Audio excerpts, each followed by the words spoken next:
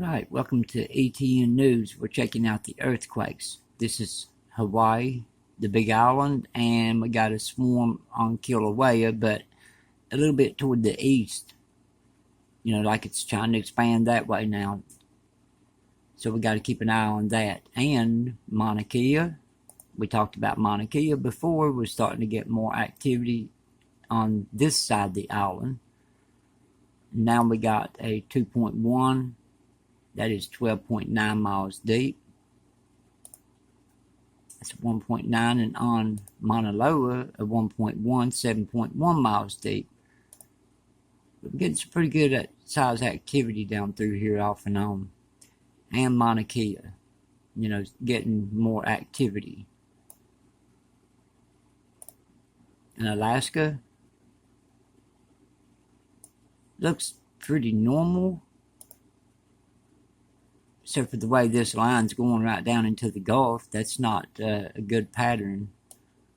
You know, I don't like that pattern. I put it that way. Now, down here, we're looking right here, Mount St. Helens. We're swarming, small earthquakes, but we're swarming. And there's one 2.1, 10 miles deep.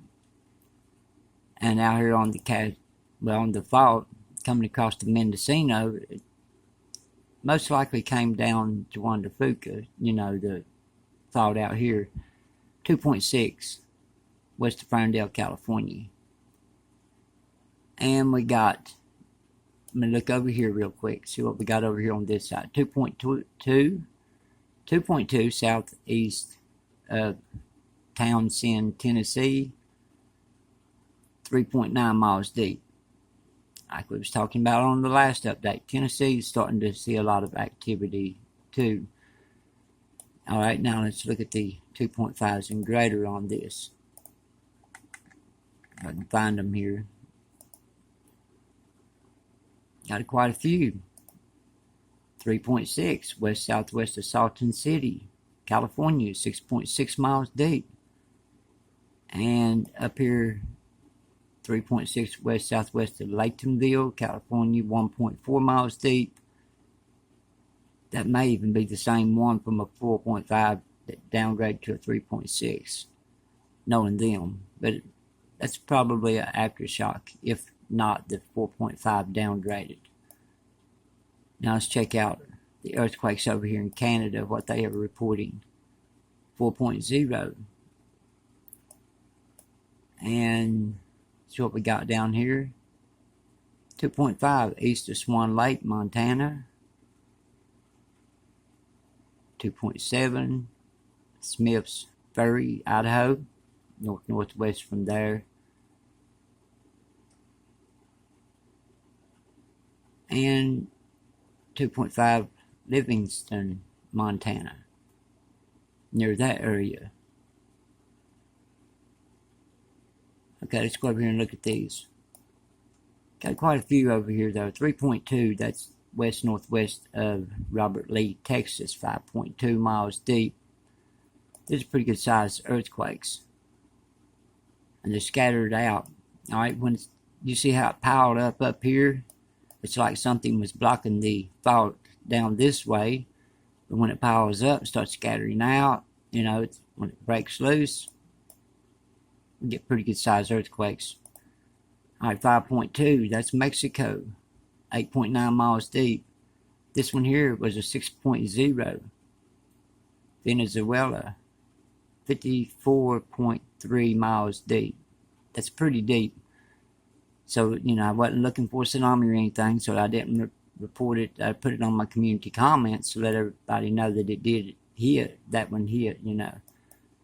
5.2 around Russia. And 5.0 Japan. 34.6 miles deep. That one in Russia's 81.5 miles deep. It's pretty good, you know, pretty deep quakes. 5.1 Taiwan. Then we got them coming on around through here.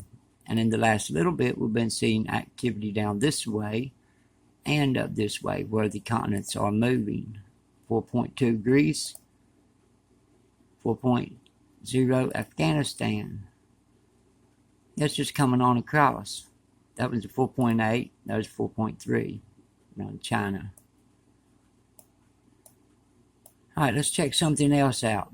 And, this down here, it's cleared out because all the activity tried to junction off, go in different junctions, and didn't make it to down here. But all this up here, you see how it's piled up.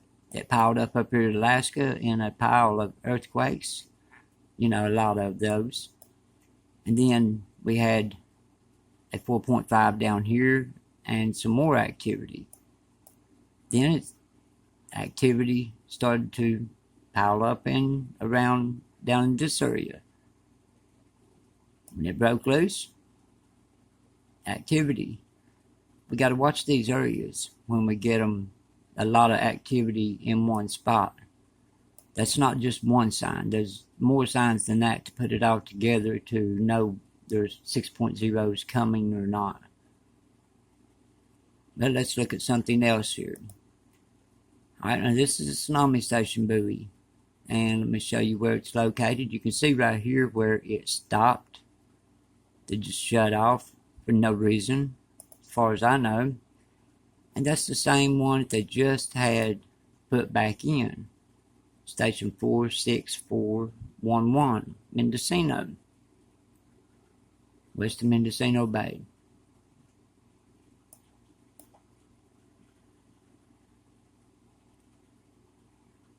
Alright, let's go over here and check out the fire map. The anomalies.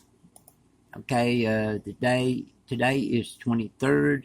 So let's go to the 19th. This is the 19th. You can see the anomaly down through here. Oh, it's really getting hot over here. Our grass in our yard is dried. It's crunchy. And when it comes to rain, it don't take nothing.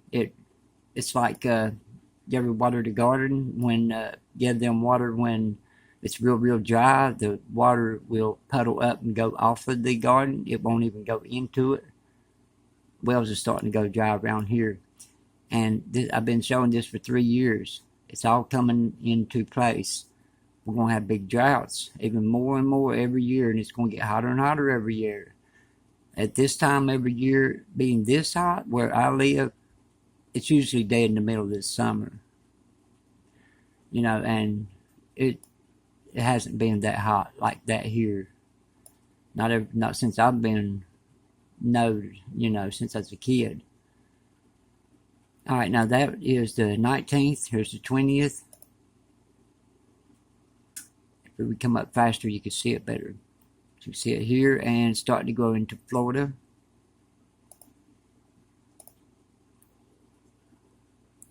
Now you can see it landing over this way, but it's still in Florida on that side, on the west side. That's odd. Okay, now it's moved up here. You can see that how it's moved across. And it moves off the east, and even NASA shows it. And that's supposed to be today. That's gone off the east coast. You can see little spots. And here comes the one behind it. Like I said, even NASA shows it on their site. You go on this site, Firm's Fire Map, and click on info. Let me see where it takes me. Okay, you can see right here. This is what NASA shows. It's thermal anomalies. It's fires and thermal anomalies. Fires don't move across. So what could it be? Anomalies. So I'm not guiding you wrong here. I try to show you right. You got to keep your trust. Let's make sure where this is at in Hawaii. Okay, it's right. Kilauea. Alright, now let's check out something else, and that is the storms. And this one here in Mexico, in 10% in 2 days, 10% in 7 days, chance of developing something.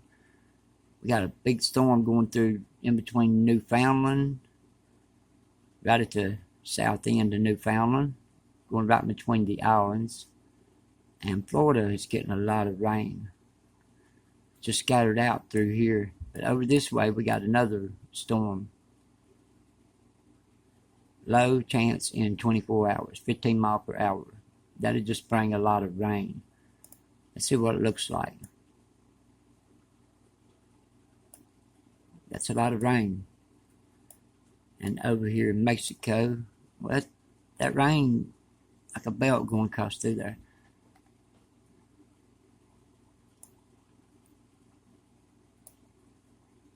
And over here in Florida, it's just spots. Oh, yeah. I guess light rain. It acted like it was going to rain today, but it didn't rain. Not here. I'm in West Virginia.